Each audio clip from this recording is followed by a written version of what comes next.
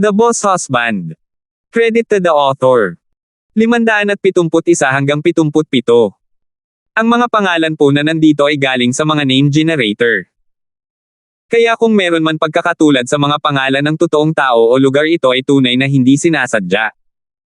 Ang kwentong ito ay rated SPJ. Striktong patnubay sa mga walang jowa. Ito ay bawal din sa bata, at matatandang walang asawa. Nag-iisip si Justin kung sino kaya ang nagpalamig kay Melinda, habang alam niyang may problema sa temper ang babaeng ito, at mula sa personal na karanasan ay palagi siyang ganoon. Noong huling beses na nagalit siya, buhay pa si Kyle. Hindi pwedeng tanggalin ng dalawa ang isa't isa sa tuwing nagkikita sila. Kaya't hindi magandang balita ang katotohanan na ang mahinang magsalita, matikas at mapagpasalamat na uri ng taong ito ay maaaring gawin iyon sa kanya. Biglang bumukas ang pinto, at pumasok ang isang devilishly handsome guy in a suit. Kilala ko ang lalaking ito mula sa isang lugar. Napaisip si Justin. Sa pag-iisip ng mabuti, natauhan si Justin. Oh! Hindi ba siya ang partner ni Danica, si Vice President Malcolm? Mula nang dumating ang 30 taong gulang na si Malcolm kay Yellow, naging Prince Charming na siya para sa karamihan ng mga babaeng nagtatrabaho doon. Matangkad, gwapo, masungit, matikas, may posisyon at pera para butan, kakaiba ang ganitong klase ng lalaki. Ang kanyang kagandahan at aesthetics ay isang bagay ng isang sorpresa gayunpaman. Ang pagiging malapit niya sa assistant ng CEO, ang mainitin ng ulo at malamig ang balikat na si Danica, ay hindi lihim at isang bagay na pinagchichismisan sa mga empleyado. Kabilang sa walang katapusang dumadaloy na mga dilag na nagtrabaho sa Yellow, hindi siya pumili ng alinman sa mga elite single na babae, at hindi rin siya pumili ng mga napakasarap na modelo. Sa halip, pinili niya ang pinaka-hindi kawili-wiling babae, si Danica, isang bagay na nakita ng iba na kakaiba at kabalintunaan. Gayunpaman, sa mga araw na ito, ang vice-presidente na ito ay nagbago ng focus, dahil siya ay lumalapit sa bagong hinirang na pinuno ng Public Relations Department, na isa ring mataas na ranggo na kagandahan, si Melinda. Ngunit hindi siya sumubok ng anumang maluho o marangya. Kadalasan ay personal siyang pumupunta sa Departamento ng Relasyon sa Publiko tuwing ibang araw, para lang makita siya. Dahil siya ang vice-presidente ng kumpanya, hindi basta-basta napigilan ni Melinda ang lalaking iyon na pumasok. Kaya't sa tuwing darating siya, kailangan niyang aliwin siya ng halos kalahating oras bago siya umalis. Walang nakakaalam kung ano ang nangyayari sa kanilang dalawa. Napansin lang nila na nagiging mas masipag siya sa araw-araw sa kanyang mga pagbisita. Ang pagpasok ng isa o dalawang beses ay ayos lang, ngunit 7, 8, 10 beses pa. Paanong walang nangyayari? Gayunpaman, hindi nakakagulat ang nakatataas na pamunuan ng Yellow, dahil inakala nilang matagal nang magkasama sina Vice President Lee at Manager Brown, malamang pinili nilang manahimik para hindi masaktan si Assistant Wu. Nakakagulat na nakakumbinsi ang chismis na iyon. Kung gaano si Danica, tiyak na hindi niya mapapantayan si Malcolm. Dahil natural na alam ni Melinda ang tungkol sa mga bulong sa buong kumpanya, ngunit walang paraan para makontrol ito. Alam niyang walang nangyayari sa pagitan nila, ngunit hindi niya ito maipaliwanag kahit kanino. Sa mga bulong-bulungan na ganyan, kung gaano sila ipinaliwanag, mas lalo silang magiging exaggerated. Sa mga ganitong bagay, maaayos lang ito sa pamamagitan ng paglabas ng nobyo. Gayunpaman, hindi iyon eksaktong opsyon na magagamit sa kanya. Siya ay may bahay ng isang tiyak na tao, at ang asawa ng isang tao ay dapat na maging superior sa kanya. Kaya nagpasya siya na dahil wala siyang maisip na solusyon, manahimik na lang siya at magkunwaring walang narinig. Sa kabutihang palad, alam ni Melinda na ang chismis ay makakarating sa mga tainga ni Justin. Ngayon, si Justin ay hindi talaga ang uri ng tao na nagbibigay pansin sa mga chismis. At least, hindi niya iisipin na may kasalanan siya sa kanila. Sa ilang paraan, siya ang may pinakamaraming naliligaw na tiwala sa sarili. Masayang kumaway si Malcolm kay Melinda habang papasok siya sa silid nang mapansin niya si Justin, na matagal na niyang hindi nakikita, na nakatayo sa likuran niya. Natarante ito, ngunit mabilis siyang nakabawi at sinabi sa masiglang tono, "Oh, Director Gibson. Kanina pa, nabalitaan ko na wala ka kasama ni Boss Lysander sa Paris para dumalo sa Fashion Week nila." Kababalik mo lang. Maaari ba kitang tulungan? Tamad na sagot ni Justin. Ang kanyang ekspresyon ay may ngiti, ngunit ang kanyang tono ay nagpapakita ng kawalan ng interes na ipagpatuloy ang pag-uusap. Nang hindi nakaramdam ng kahit kaunting awkward, umiling si Malcolm at ngumiti. Walang opisyal, kamakailan lang ay bumaba ako dito para makipag-chat kay Manager Brown sa aking libreng oras. Kahit na parang may mga bagay kang dapat ayusin sa kanya ngayon, magpapaalam muna ako sa ngayon. Bueno kung wala ka rito sa opisyal na negosyo, mangyaring umalis, walang pag-aalinlangan na sinabi ni Justin. Natarante muli mula sa sinabi, mabilis na nakabawi si Malcolm at tumango. Mukhang dumating ako sa isang kapos-palad na oras. Aalis ako.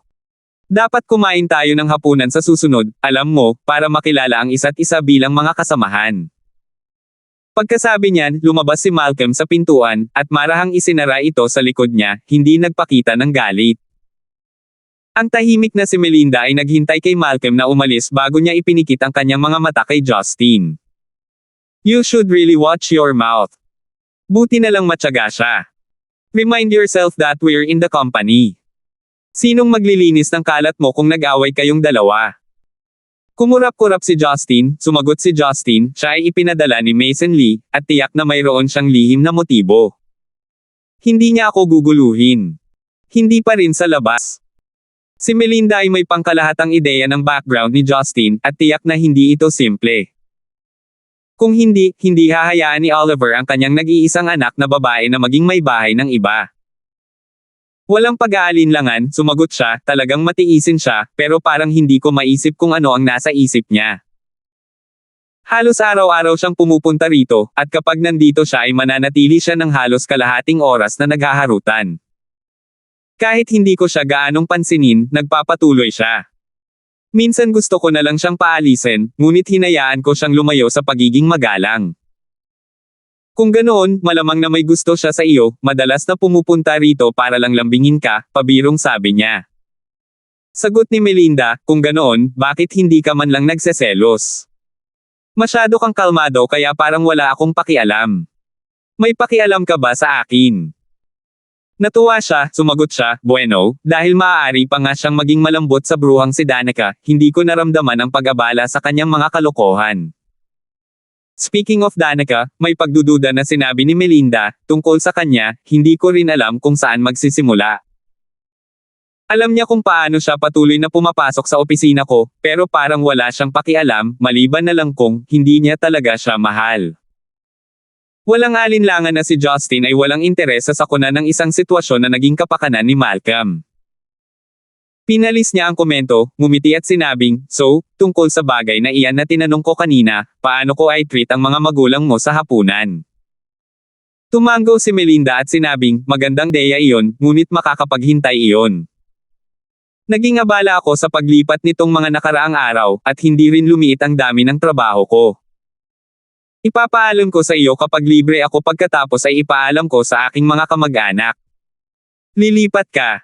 Sabi ni Justin, nagulat. Para saan?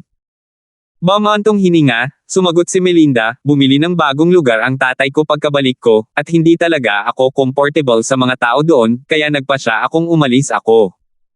Mag-isa. Tandang pananong. Naisip ni Justin habang kumikinang ang kanyang mga mata. Ito na talaga ang pagkakataon ko. Tandang pananong. Bulalas niya, sumasang-ayon ako. Ang isang babaeng tulad mo ay hindi posibleng makasama ang mga tawag na iyon buong araw. Huwag mong isipin na hindi ko alam kung ano ang iyong ginagawa. Bago ako matapos gumalaw, huwag mo akong istorbohin. Matalim na tiningnan ni Melinda si Justin, na ibinalik ang liwanag na nakasisilaw na may nakakalokong ngiti.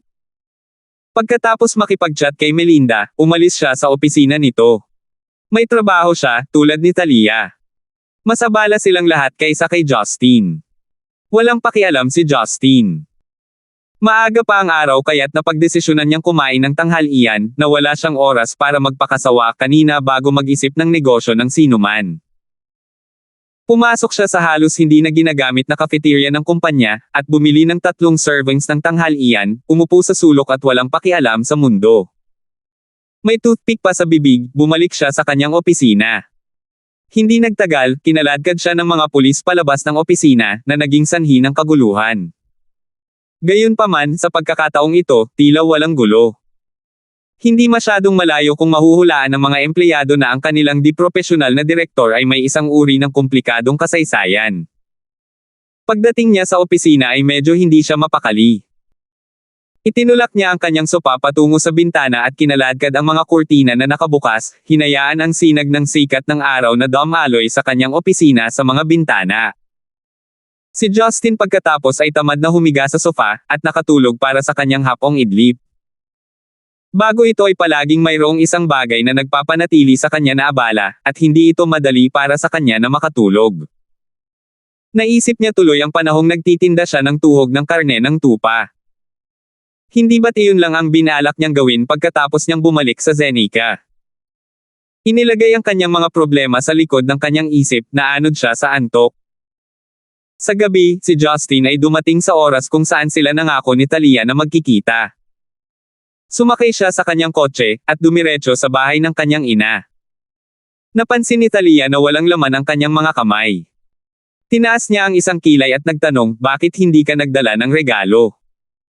Napa-facepalm si Justin, ngunit hindi niya kasalanan ang naisip niya. Hindi na niya kailangan pang magdala ng regalo para bisitahin ang isang elder.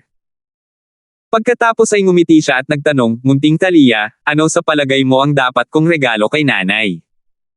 I can't believe you. Nanay, na ang tawag mo sa kanya. Wala ka talagang pinaghandaan ha.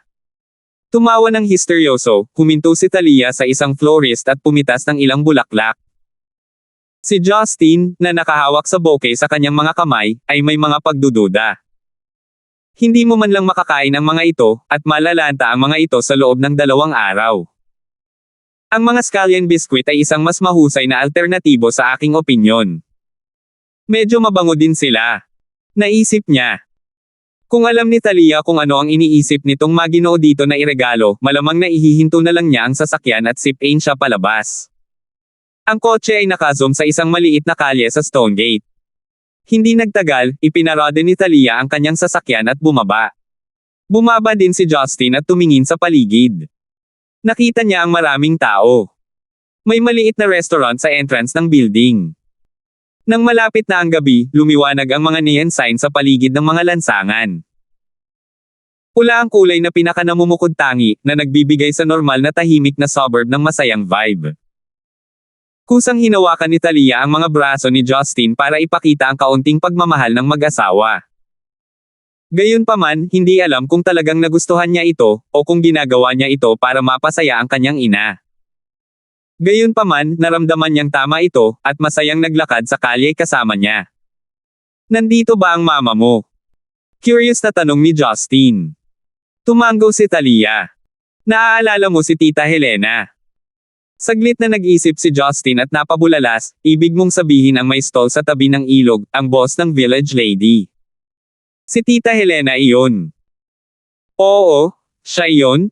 Patuloy ni Talia. Hindi talaga maganda ang takbo ng stall ni Tita Helena, kaya umupa siya ng isang tindahan dito at ginawang restaurant ang stall. Ang nanay ko ay hindi nakaka-adapt ng maayos sa pamumuhay ng Stonegate, kaya naghanap siya ng trabaho dito. Kaya't hiniling ko kay Tita Helena na hayaan ang nanay ko na magtrabaho sa restaurant, kahit na sa tingin ko ay may problema siya sa kanyang sarili. Magiging maayos din ito. Para sa mga taong nabuhay sa kanilang buong buhay sa bansa, ang pag-angkop sa buhay sa lungsod ay maaaring maging mahirap. Nangangati ang mga kamay nilang magtrabaho dahil iyon lang ang alam nila. Alam ni Justin ang pakiramdam na iyon. Ang pangalan ni Tita Helena ay nagbalik ng maraming alaala para kay Justin noong una niyang nakilala si Talia. Pagkatapos niyang iligtas ay dinala siya nito para kumain sa stall na iyon. Nagpunta rin sila roon sa maraming sumunod na pagpupulong. Biglang humajejek si Justin at sinabing, tiyak na lumilipad ang oras. Tandaan ang oras na natapos mo ang iyong pagkain, at biglang nagtanong kung maaari mo akong yakapin. Alam mo, noong panahong iyon ay takot na takot na molestiyahin ng isang tog. Og. Sinong gustong mang-molest siya sayo? Sabi ni Talia habang inaalala ang oras na iyon. Noon, siya ay malungkot na hindi niya alam kung ano ang kanyang ginagawa o sinasabi. Patuloy siyang tinutokso ni Justin. Kung gayon sino ang nagsamantala sa akin noong ako ay natutulog at gumagapang sa aking kama sa gabi upang magnakaw ng halik. Akala ko talaga ako ay may problema sa oras na iyon. Tumigil ka. Namula si Talia at nagpout. Naalala niyang mabuti ang oras na iyon, ngunit hindi niya alam kung bakit gagawin niya ang isang bagay tulad ng paghalik sa isang lalaki kapag natutulog ito. But he was acting so innocent as well, letting this girl just kiss him without resistance. Kung hindi niya sinasadyang mahawakan ang pribadong parte nito, iisipin talaga niyang tulog ito. Hindi pinansin ni Justin ang pagiging mahiyain ni Talia, at nagpatuloy, naaalala ko na ang relasyon natin ay hindi nagtagal. Kung hindi ako pumunta sa Hong Kong para sa business trip na iyon, naniniwala ako na may isang tao dito na masusuklam pa rin sa aking lakas ng loob. Sa pag-iisip noong sila ay nasa Hong Kong, napagtanto din ni Talia na ito ay medyo komplikado. Masasabing napatibay ang kanilang relasyon dahil sa mga araw na iyon. For a time, hindi umimik ang dalawa at naglakad sa kalye na parang naglaho ang mga tao sa paligid nila. Parang umiikot lang sa kanila ang buong mundo, na pinaglapit sila. Naisip ni Justin ang panahon nang pumunta silang dalawa sa Sichuan, ang kanilang paglalakbay sa tren, ang kanilang paglalakbay sa Kunshan Village. Naisip din niya kung paano siya hinintay ni Talia. Sa araw ng taglamig na iyon na nalalatagan ng nyebe, pumunta ang dalawa sa burol malapit sa dalampasigan, at sinabi niyang gusto niya maging katulad ng karagatan, upang maging isang taong may pinakamababang posisyon sa puso ni Justin. Noong gabing iyon ay ginawa nilang opisyal ang kanilang relasyon. Nang magising siya kinabukasan bago sumikat ang araw, hiniling niya sa kanya na hintayin siyang bumangon mula sa kama upang magbihis. Isa-isang dumating ang mga alaala, may masaya, may malungkot. Sa paglipas ng mga araw, ang mga alaala na naitindaan ay parang masarap na alak, nagpapahirap para sa kanya na mawala sa mga masasayang flashback. Isang maliit na tawa ang pinakawala ni Justin. Paano kaya ako susuko sa kanila? Tandang pananong. Naisip niya. Napaka-auto mong babae, wala talagang makakapigil sa'yo, ha? Sa lahat ng pwedeng mahalin mo, ako ang pinili mo, sabi ni Justin habang umiiling, tumatawa. Nakahawak pa rin kay Justin, sinabi ni Talia, ano? Nagrereklamo ka ba? Oo, ako nga, sabi ni Justin. Nang hindi naghintay ng tugon mula sa halatang nakasimangot na si Talia, ngumiti siya at nagpatuloy, ang reklamo ko ay hindi mo ako nakilala ng mas maaga. 572. Nagtawanan ng dalawa patungo sa kanilang destinasyon, isang Sichuan restaurant. Mukhang bago ang restaurant dahil kumikinang pa rin ang mga neon sign sa kanilang pic, kaya malamang na nagbukas ang shop hindi pa gaanong katagal. Hindi masyadong puno ang restaurant dahil medyo madaling araw pa. Sa karamihan, mayroong 3 o 4 na mga mesa na okupado. Doon, nakita nila ang napaka-pamilyar na si Tita Helena, na nakaupo sa counter na abala sa kanyang trabaho. Sabay na pumasok ang dalawa sa shop, at inakala ni Tita Helena na mga customer sila. Nilapitan niya ito at napagtanto kung sino sila. Mahal, ang tagal na. At sa pagkakataong ito dinala mo pa ang boyfriend mo. Si Little Gibson, di ba? Oo, naaalala mo ako, tita. Mukhang maganda ang takbo ng negosyo. Nakakuha ka pa nga ng bagong tindahan. Nakangiting sabi ni Justin. Nakangiting sumagot si Tita Helena, para lang makumplito ang araw ng tapat. Sapat na sa akin, nandito ka para makita ang biyenan mo, di ba? Pumunta lang siya sa kusina at malapit na siyang labasan. At sa pagkakataong iyon, lumabas sa kusina ang isang babaeng naka-apron habang hawak ang isang plato ng piniritong kuhol. Hindi gaanong nagbago si Hilda mula noong huling beses niya itong makita sa Kunshan Village. Kung mayroon man, bahagyang mas moderno ang pananamit niya habang pinapanatili ang pahiwatig ng alindog ng katutubong nayon sa kanyang mukha. Kahit na mayroon siyang ilang mga kulubot dito at doon, malayo siya sa pagmumukhang matanda tulad ng marami sa iba sa kanyang edad. Sa pagtingin sa kanya, talagang nakikita ni Justin kung saan nakuha ni Talia ang kanyang mga katangian. Nay! Nandito na si Justin. Masayang bulalas ni Talia. Tuwang-tuwa si Hilda nang makita niya si Justin. Mula nang lumipat siya sa Stonegate, araw-araw niyang nakikita ang kanyang anak dahil sa iisang kalye sila nakatira. Ngunit si Justin ay hindi palaging nasa bansa kapag siya ay malaya. Kaya't ang makita siya ay talagang masaya siya. Justin, anak ko, bumalik ka. Wait lang, pagsilbihan ko na lang muna ang mga customer na ito. Tumango si Justin. Naalala niya na dati, tatawagin siya nito sa kanyang apelyido, at ngayon ay tinawag na niya ito sa kanyang ibinigay na pangalan sa halip. Siya ay naging mas palakaibigan at mas malapit. Naisip niya. Pagkatapos magsilbi sa mga customer, naglakad siya patungo sa dalawa. Tumingin siya kay Talia at sinabing, sa totoo lang, mas pinili mo sana ang mas magandang oras para pumunta, medyo abala kami ng tita Helena mo. Ideya iyon ni Justin, hindi ko siya mapigilan, sabi ni Talia, casual na itinulak ang responsibilidad kay Justin. At muli, iyon ay halos isa sa ilang bagay na mabuti para kay Justin. Tumango si Justin bilang pagsang-ayon. Oo. Napag-usapan ko na yan dati sa telepono. Isipin mo na lang na maliit na kilos lang iyon para bayaran ang pabor. Tumaas ang isang kilay ni Hilda at sinabing, malapit nang maging abala ang restaurant. Gusto mo bang lumabas ako ngayon? Si Tita Helena ay nakikinig sa gilid at nagpas siyang sumingit at sinabing, oh, sige, Hilda, halos pamilya na tayo. Hindi naman laging dumarating ang manugang mo, kaya hindi ka magiging mabait sa akin kapag huminto ka. Tsaka dito ka lang tumulong, huwag kang mag-alala sa amin sa restaurant. Katatapos ko lang mag-alala sa mga customer na maglinis sa harap namin. At magkaroon ng magandang panahon kasama ang iyong anak na babae at manugang na lalaki. Nang marinig ang mga salita ni Tita Helena, hindi tinanggihan ni Hilda ang alok. Tumango siya at sinabing, kung ganoon ay maghahanda na ako. Bagamat sa restaurant na lang sana sila kumain, hindi ito magandang ideya. Ayaw nilang abalahin si Tia Helena, at ayaw nilang lumikha ng awkward na sitwasyon kung saan kailangan niyang pagsilbihan sila sa bahay. Kaya napagdesisyonan nilang kumain na lang sa labas. Pagkatapos magpaalam kay Tita Helena, umalis na ang tatlo. Sa pagkakataong ito, si Talia ay hindi kumapit kay Justin, ngunit sa kanyang ina sa halip. Tinanong ni Justin si Hilda kung paano gumaling ang kanyang balakang, at marami pang ibang tanong na sa tingin niya ay angkop na magmukhang maalalahanin. Naramdaman ni Hilda ang kanyang pagmamalasakit, at ngumiti sa buong daan. Nagulat siya sa kanyang sarili dahil hindi siya naging masama sa pagkikita ng magulang. Kahit papaano, nakatulong sa kanya na isipin iyon nang makita ang kagalakan ng kanyang biyenan. Ngunit pagkatapos, naisip niya. At muli, masisira talaga ako kung wala akong ganoong kasanayan kung gaano karaming babae ang mayroon ako. Sa pagkakataong ito, si Justin na ang magmaneho ng Audi ni Talia, at umalis sila sa restaurant na pinili ni Talia, isang high-end na restaurant sa tabi ng beach. Pinili nila ang lugar na ito dahil tahimik. Ito ay ang perpektong setting para sa kanyang ina upang simulan ang bombarding Justin na may 1 tonelada ng mga katanungan.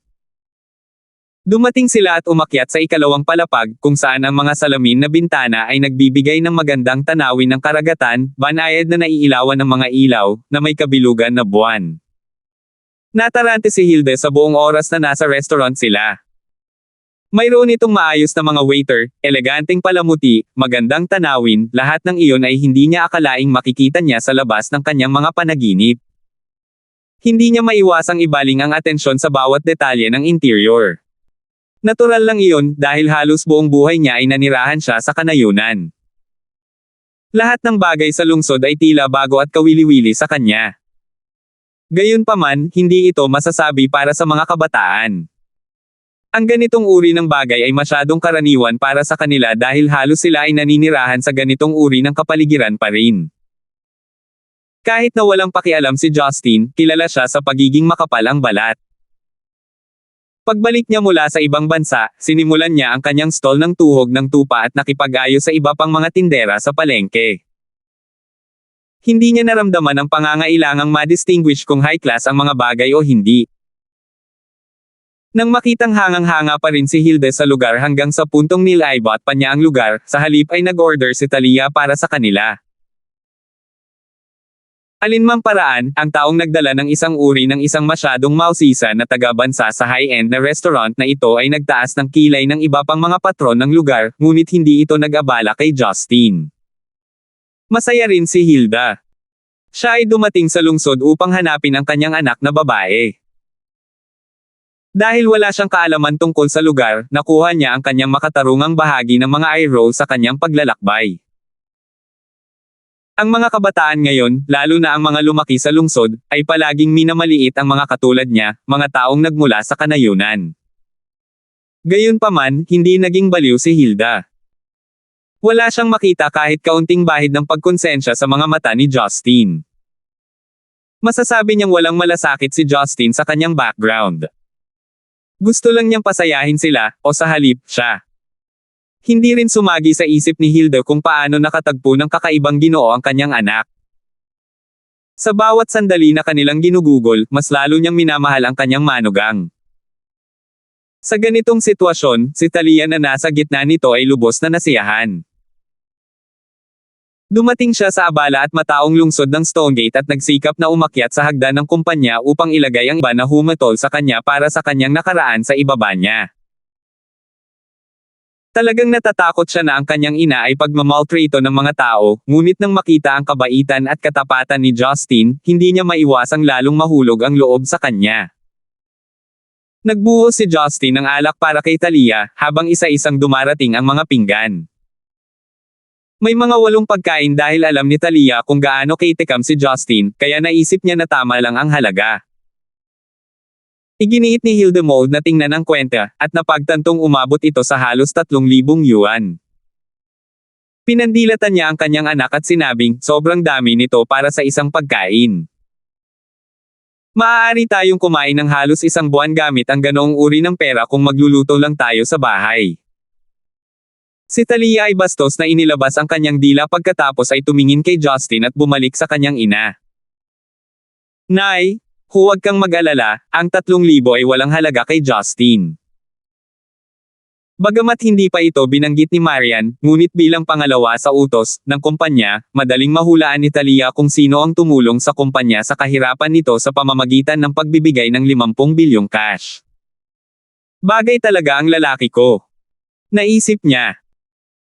Siya ang nagmaneho ng kanyang kotse, nakatira sa kanyang lugar, nagtrabaho sa kanyang opisina, ngunit siya ang pinakaload sa kanila. Makapal talaga ang balat niya. Si Justin, para sa isa, ay hindi masyadong nag-isip tungkol dito. Humajejek siya at sinabing, "Yep, don't you worry ma'am, 3,000, 30,000, 300,000, you name it. I just want you to be happy." 300,000 yuan. Tandang pananong. Napangiwi siya sa naisip. Kahit na alam niyang si Justin ay hindi nagmula sa isang normal na background ng pamilya, nadama niya na ang pagmamayabang ni Justin ay medyo labis na labis. Kumaway ang kanyang kamay, sinabi niya, "Tama na, lumalamig na ang pagkain. Kumain na tayo tapos mag-usap pa." Nakita ni Justin kung paano tumugon si Hilda sa kanyang mga sinabi at nakaramdam siya ng kaunting hinanakit. Hindi ako kadalasang nagsusuka ng mga ganitong bagay, kaya bakit niya iniisip na nagsisinungaling ako? Ang tatlo ay naghapunan pa rin, na may tawanan at ngiti.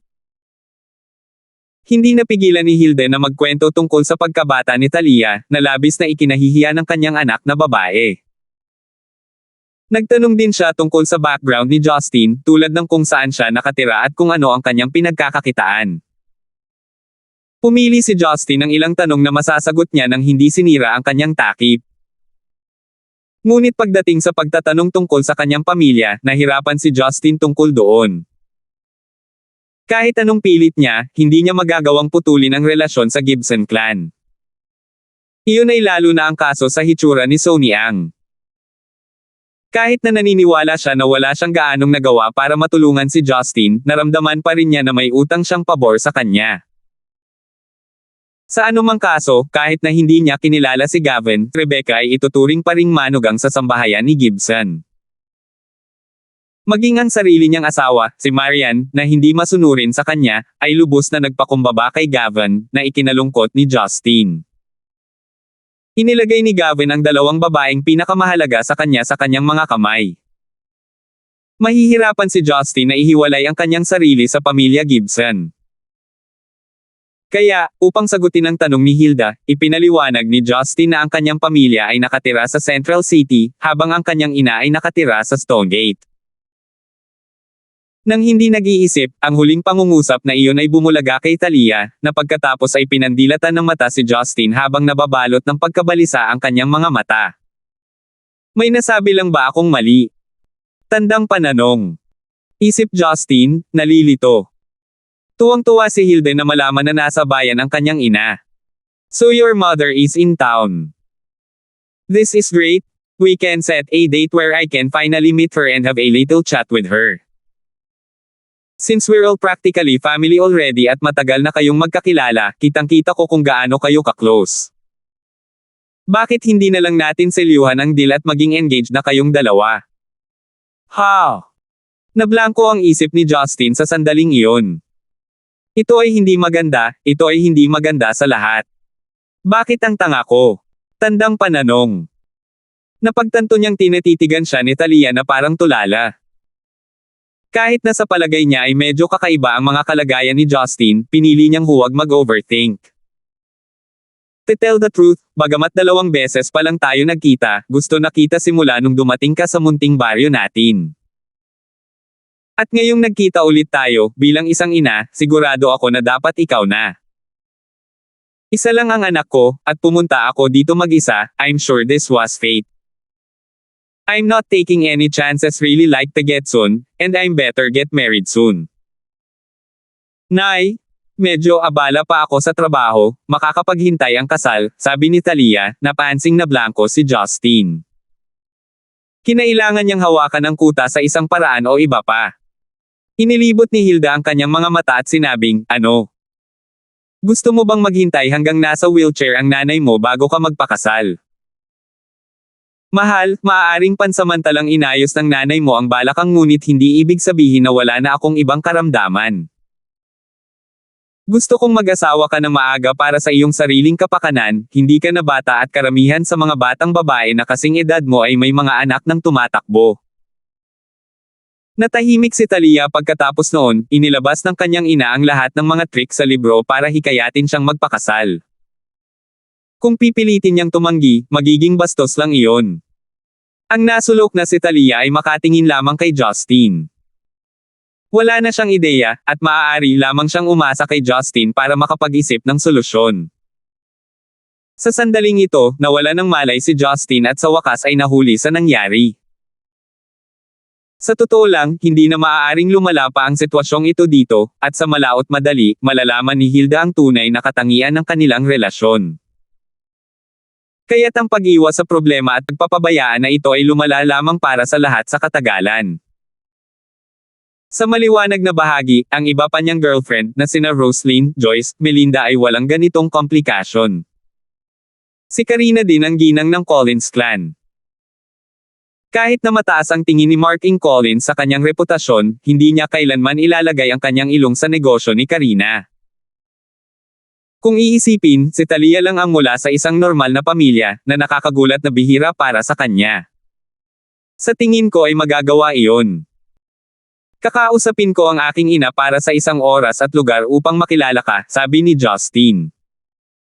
Nagulat si Talia sa inaasam-asam. Tatatakban nito ang deal kung makikilala ko siya. Tandang pananong. Nakaramdam ng pagkabalisa ang kanyang puso, ngunit wala siyang magawa para pigilan ito. Sa totoo lang, ilang beses nang nakilala ni Talia ang kanyang ina. Kapitbahay lang siya. May panahon kung saan nagluluto si Rebecca, at sina Talia at Roslyn ay naging maayos sa kanyang ina.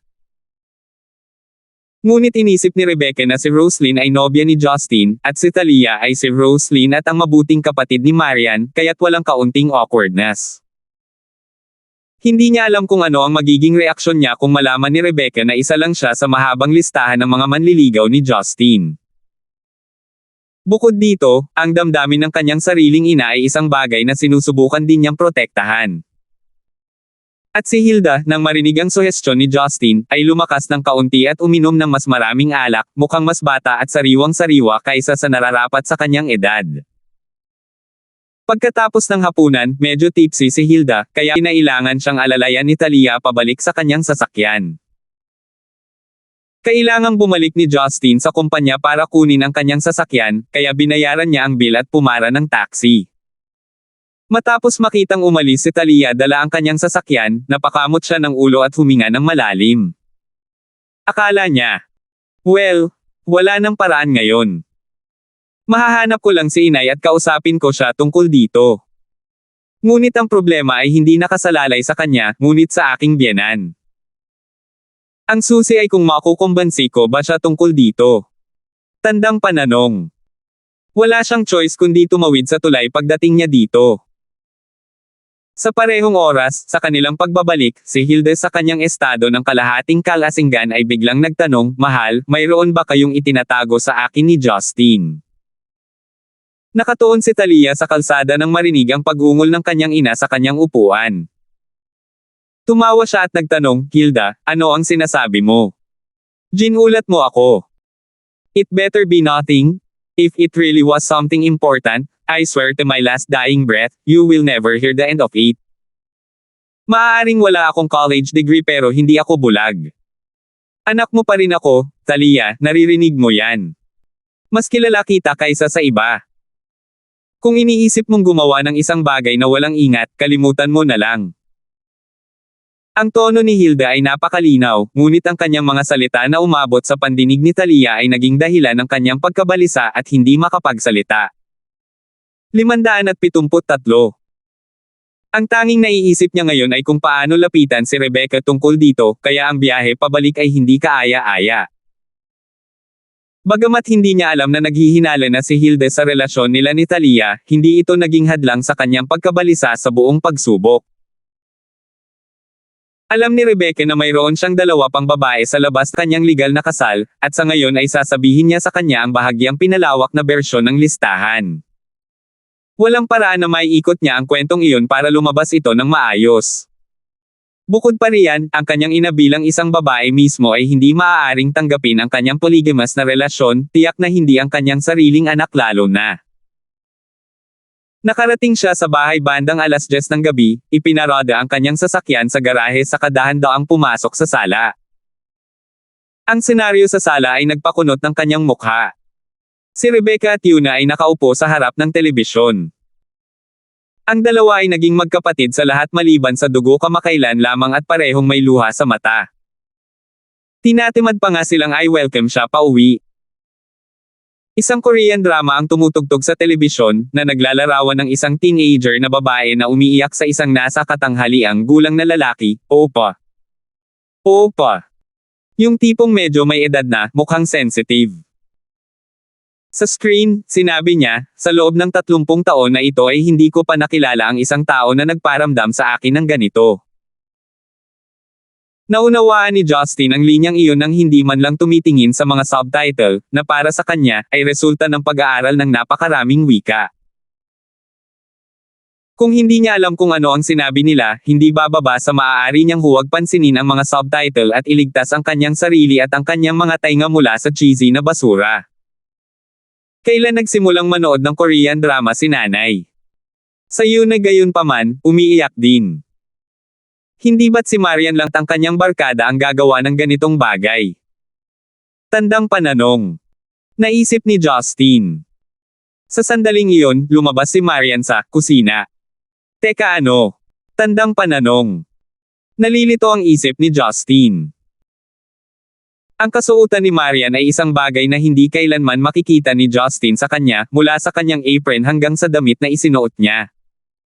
Siya ay parang ibang tao. Hawak ang isang plato ng mga bagong hiwa ng prutas, inilapag niya ang plato sa mesa sa sala. Nilimpasan niya si Justin at binigyan siya ng isang sulyap tulad ng isang simoy ng hangin. Matapos itabi ang kanyang apron, umupo siya sa tabi ni Rebecca, yamakap sa kanyang balikat ng nakangiti at sinabing, "Nanay, nakakaantig ba talaga? Mukhang hindi kayo tumitigil ni Yuna sa pag-iyak." Masyadong emosyonal si Rebecca kaya hindi siya nakapag-react sa sinabi ni Marian, ngunit bahagyang tumango at sumagot, "Sus oo Marian, napakaganda talaga ng dramang ito. Nakaka-move on." Buong buhay niyang pinaghirapan ang babaeng iyon, at sa wakas ay nagbunga. Bueno, hindi rin naging madali para sa lalaki. Mas maganda ang ibang babae na humahabol sa kanya, ngunit pinili pa rin niya ang tunay niyang minamahal. Ito ang uri ng lalaki na talagang karapat-dapat na ipaglaban, sabi ni Marian.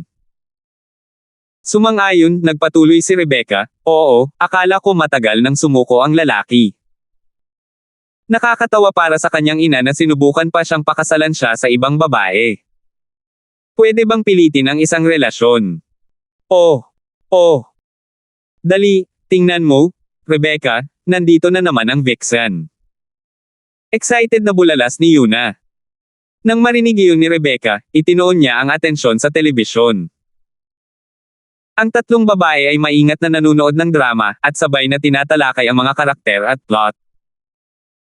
Wala na silang panahon para alagaan ang nag-iisang lalaki sa bahay na kababalik lang, na nakatayo sa tabi ng sofa. Ang puso ni Justin ay nadurog sa 1,000,000 piraso. Baka patay na rin ako. Tandang pananong. Hindi naman siya ang top dog noon, at sa ngayon sa isang bahay na puno ng mga babae, mahirap para sa kanya na makakuha ng sarili niyang role. Napansin ni Marian ang pagkabalisa at paghihirap ni Justin, pagkatapos ay binigyan siya ng masamang tingin. Karaniwang ito ang kanyang telepatikong paraan ng pagsasabi, tingnan mo, kaya kung gawin ang sarili mong ina na huwag kang pansinin. Lingid sa kaalaman ni Justin, lahat ito ay ayon sa plano ni Marian, ang kanyang plano para sa paghihiganti sa kanya. Sa mga normal na araw, sa oras na ito, ang kanyang ina at si Yuna lamang ang manunood ng telebisyon, at si Sheila ay nasa itaas na abala sa kanyang takdang aralin o nasa paaralan pa. Si Marian naman ay nasa kanyang silid na nagtatrabaho o nagbabasa, at kahit na may libreng oras siya, o kung gusto niyang manood ng telebisyon, gagawin niya ito sa sarili niyang kwarto. Ang katotohanan na siya ay bumaba at sinamahan ang dalawang matanda at naghanda ng ilang prutas para sa kanila, ay hindi tulad ng kahit sino ay nakakita kailanman. Hindi nangahas si Justin na magsabi ng anuman, at paano niya magagawa. Ang tanging magagawa niya ngayon ay umupo sa high stool sa likod habang hinihintay na matapos ang drama. Sa wakas, natapos din. Pagkatapos ay galit na pumunta si Justin sa kanyang ina na may inosenteng mukha at sinabing, Nay, may sasabihin ako sa iyo. Sa wakas ay binigyang pansin ni Rebecca ang kanyang sariling anak, pinunasan ang kanyang pulang mata habang nakaharap sa kanya at nagtanong, oo. Hindi siya binibigyan ng pagkakataon, biglang kumuha si Maria ng isang piraso ng pakwan na may toothpick at sinimulang pakainin si Rebecca. Nay, tingnan mo lahat ng prutas na hiniwa ko. Sino ang tatapos nito kung hindi para sa inyong dalawa? Halika, buksan mo ang iyong bibig. Dahil sa pagkagambala, wala nang interes si Rebecca sa kanyang sariling anak. Siyempre hindi. Ang iyong sariling manugang na bihirang maging anak, na bumalik at ginawa ang lahat ng mga gawaing bahay, na nagrekomenda ng napakagandang drama, at nagluto pa sa kanila ng isang heck of a meal. Talagang itinuring niya ang araw na ito bilang isa sa mga mapalad. Kaya naman, masayang ibinuka ni Rebecca ang kanyang bibig at kinain ang piraso ng pakwan. Naiinggit, sinabi ni Yuna, Miss, sino ang nagpakain sa iyo noong bata ka pa?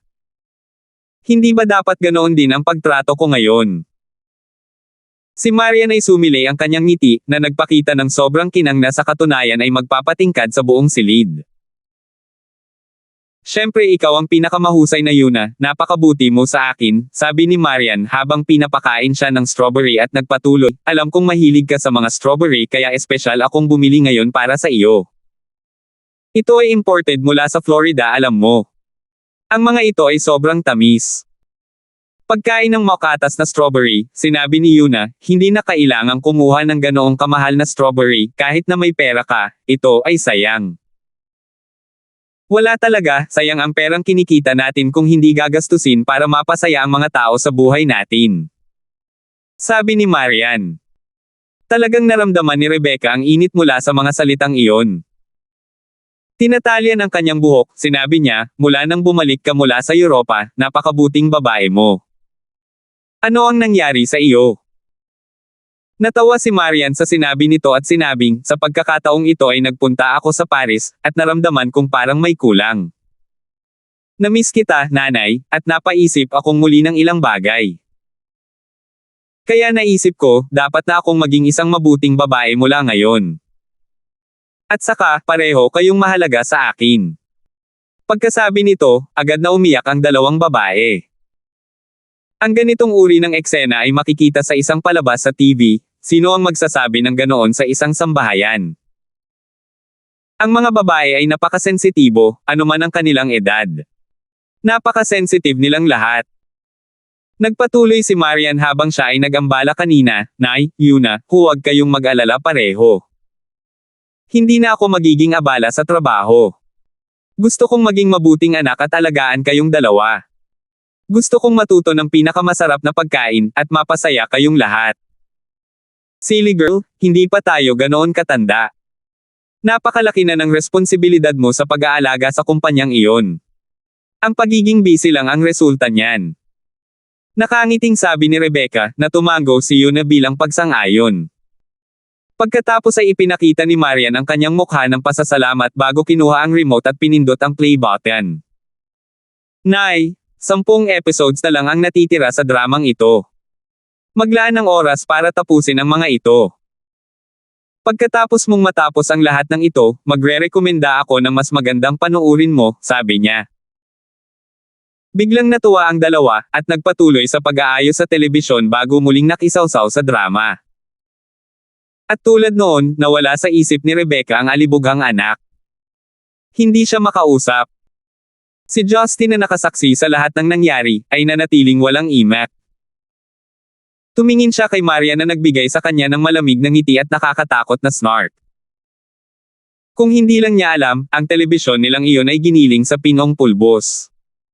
574. Sa puntong iyon, maaaring nakalimutan din ni Justin na kausapin ang kanyang ina tungkol sa pakikipagkitang iyon kay Hilda. Pagdating sa Korean drama, medyo magiging bingi si Rebecca sa mundo. Napabuntong hininga, huminga ng malalim si Justin at sinabing, Nay, akyat na ako. Pinapanood mo pa rin Gibson drama mo. Walang pakialam kung narinig man niya ito, tumalikod siya at umakyat sa itaas. Sa katunayan, narinig siya ni Rebecca ngunit medyo mabagal ang kanyang reaksyon. Paglingon niya, napagtanto niyang wala na si Justin. Saan nagpunta ang brat na iyon? Akala ko kailangan niyang magsalita. Tanong niya. Nako, umakyat siya. Mukhang wala siya sa magandang mood, sabi ni Marian na may pag-aalalang tono, paano kung pupuntahan ko siya, Mom? Baka manatili ka rito para manood ng palabas. Titingnan ko kung ano ang bumabagabag sa kanya. Nagkatinginan sina Rebecca at Yuna, nagulat. Si Justin ay karaniwang ang mapagmahal, at ngayon ay si Marian. Nag-init ang puso ni Rebecca na makita ang kanyang manugang na maalalahanin. Siya ay nasiyahan sa kanyang mga matatanda at nag-alala sa kanyang asawa sa unang pagkakataon sa napakatagal na panahon.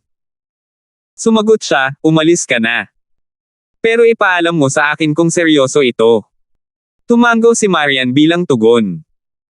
Bago tumungo ay binigyan pa niya ang dalawang matanda ng crash course kung paano gamitin ang bagong telebisyon. Ang pagkilos na ito ay muling ikinatuwa ng dalawa. Si Justin na ngayon ay nasa kanyang silid ay naramdaman na ang kanyang utak ay naging putik.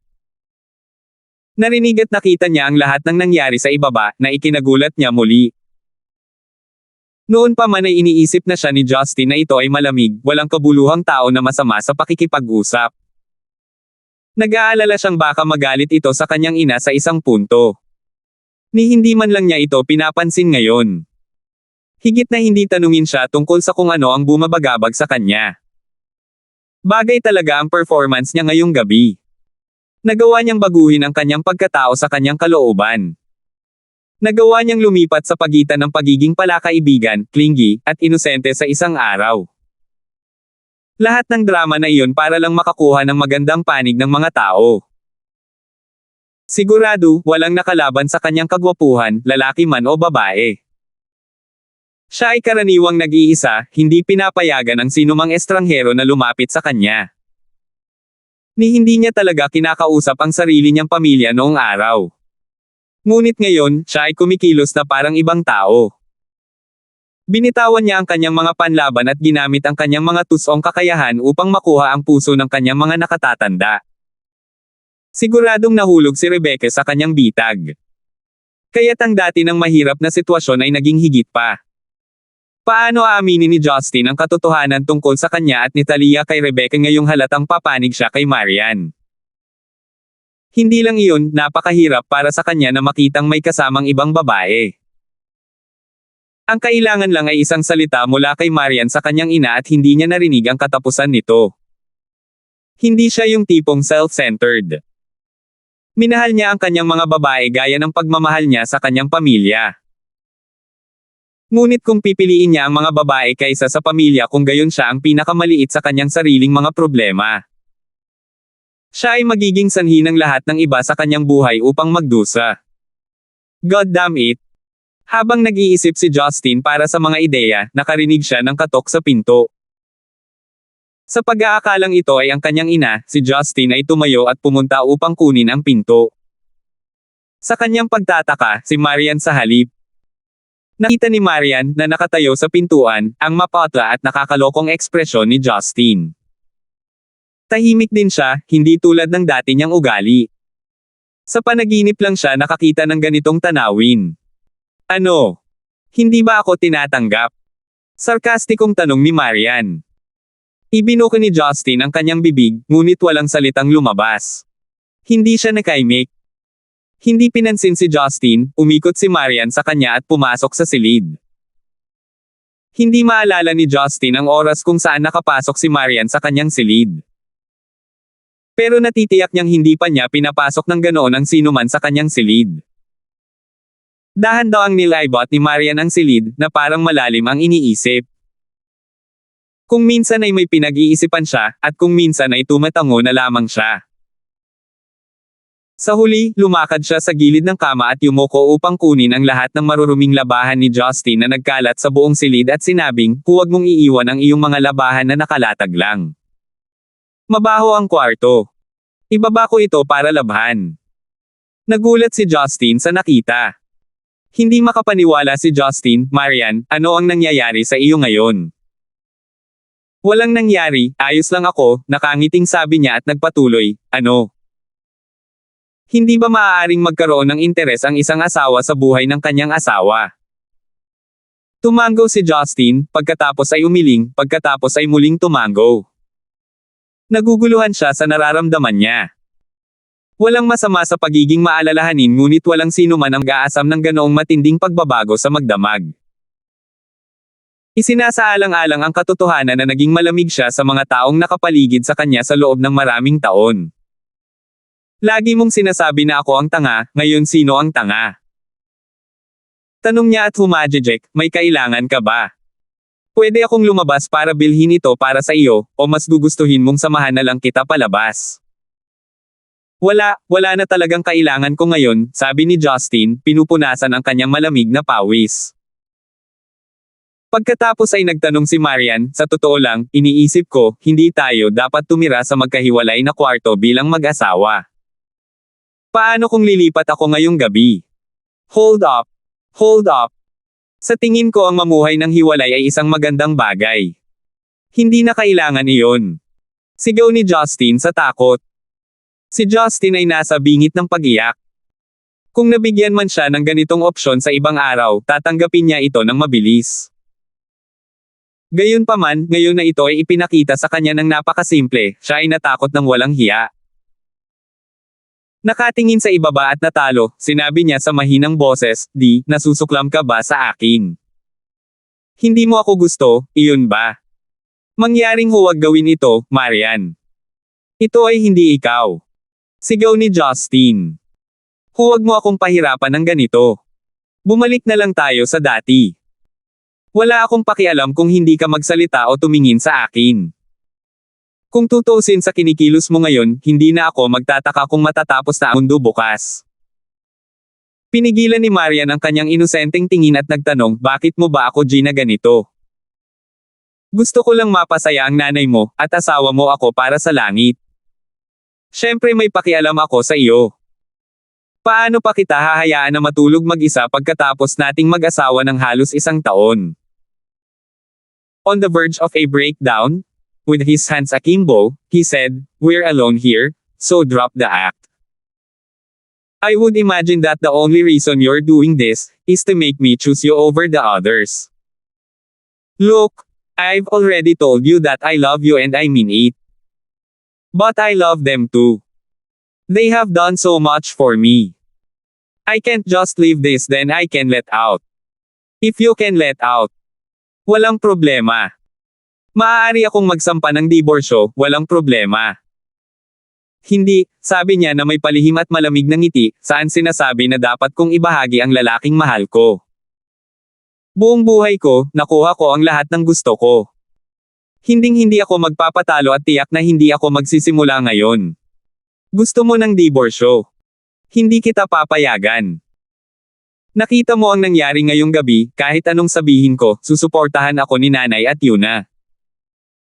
Kahit mahal ka ng nanay mo bilang anak niya, kung napagtanto niya ang lawak ng mga walang kabuluhang gawain mo, sa tingin mo kanino siya papanig? Lalo na ngayong napakagandang tao ng manugang niya. Naiintindihan mo ang sitwasyon dito, hindi ba? Dagdag niya. Bumantong hininga, mapait na sinabi ni Justin, Marian, bakit ka ganyan? Hindi talaga ikaw ito. Mali ka, ganito ako noon pa man. Gagawin ko ang lahat at lahat ng makakaya ko para masigurado kung makukuha ko ang gusto ko. Maaari akong lumipat sa pagitan ng pag-uugali ng malamig o mainit kung kailan ko gusto, sabi niya na may matamis na ngiti. Noong single ako, kailangan kong magtayo ng mga panlaban para hindi ako mabuli ng ibang lalaki. Pero ngayon nasa akin ka na. Bakit ko papahihirapan ang sarili ko? Kailangan ko na lang gampanan ang papel ko bilang babae. Kung ikukumpara sa mga paraan ko noon sa pakikitungo sa mga tao sa mundo ng negosyo, ito ay mas simple. Hindi ka ba papayag, mahal kong asawa, o dapat ay say ni Majesty Platoy? 575. Alam na ni Justin bago ito, na alam na ni Marian ang kanyang pagkakakilanlan. Ngayon lang siya nagpasya na ibunyag ang kanyang nalalaman tungkol dito. Mapait na ngumiti si Justin matapos marinig si Marian na tinatawag siyang Pluto, ng buong kumpiyansa. Ito ay hindi nagulat sa kanya ng lahat. Alam niya na ang kanyang pabalat ay maaaring masira bago pa man umalis sa Paris. Ang Marian ng nakaraan ay bumuo ng kanyang nagyayelong personalidad upang protektahan ang kanyang sarili, higit sa lahat dahil siya ay inilagay sa mapagkompetensyang mundo ng negosyo sa murang edad. Kahit papaano o sa halip, kailangan niyang lumikha ng mekanismo ng pagkaya. Ang kanyang pamilya ay may kasalanan din. Napakahirap talagang pahalagahan ang buhay kapag ang lahat ay laban sa iyo. Ngunit ngayon ay iba na ang lahat, si Marian ay nakatakas sa kamatayan ng maraming beses na nagresulta sa kanyang bagong pananaw sa buhay. Napagtanto niya na hindi na niya kailangang mag-alala tungkol sa kanyang sarili o sa kumpanya, kaya hindi na kailangan ang paggastos ng labis na enerhiya sa trabaho at pagpapanatili ng kanyang lamig na personalidad.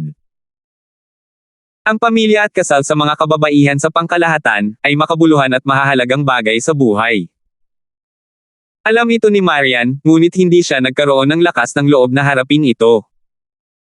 Kaya, nang dumating si Justin na may kakayahang magbigay sa kanya ng mga karanasang iyon, mabilis niyang kinuha ang pagkakataong iyon. Nang makitang hindi nakaimik si Justin, hindi nag-aksaya ng oras si Marian at kinuha ang mga labahan. Naglakad siya patungo kay Justin at bumulong sa kanyang tainga, Hubby, kapag nakapagdesisyon ka na, maaari mo akong hanapin sa aking silid anumang oras. Parang gustong tumalon si Justin nang lumabas ang mga salita sa kanyang bibig. Isang hindi natural na pakiramdam ang dumaloy sa kanyang katawan nang tawagin siya nitong Hubby. Ano pa, gusto niyang hanapin siya nito sa kwarto niya. Ibig sabihin lang niyan. Sa pag-decipher kung ano ang ibig niyang sabihin sa paggawa ng desisyon, maaaring gusto niyang isuko niya ang iba pang mga babae sa buhay niya. Mag-iiba ba ang magiging resulta kung pipiliin mong manahimik sa halip? Nag-aalalang sabi ni Justin. Ngumiti si Marian at sinabing, magiging pareho ang magiging resulta. Gusto ko lang na magduse ka. Ano? Sabi ni Justin, nagdududa sa narinig niya.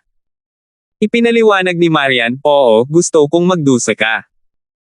Habang nagdurusa ka, magsisimula ring mamuo ang nakatagong galit mo. Pagkatapos ay darating ang panahon na ang lahat, kahit ang iyong mga mahal na babae, ay iinis ka hanggang sa puntong mawawala ito sa iyo. Kung ilalabas mo ang iyong galit sa akin, susuportahan ako ng mga matatanda. Kailangan ko lang na kumilos na inosente. Para sa akin, hindi ko kayang protektahan si nanay palagi. Well, the best case scenario would be you acting out on your girls. Your relationships with them would start to deteriorate even without my intervention.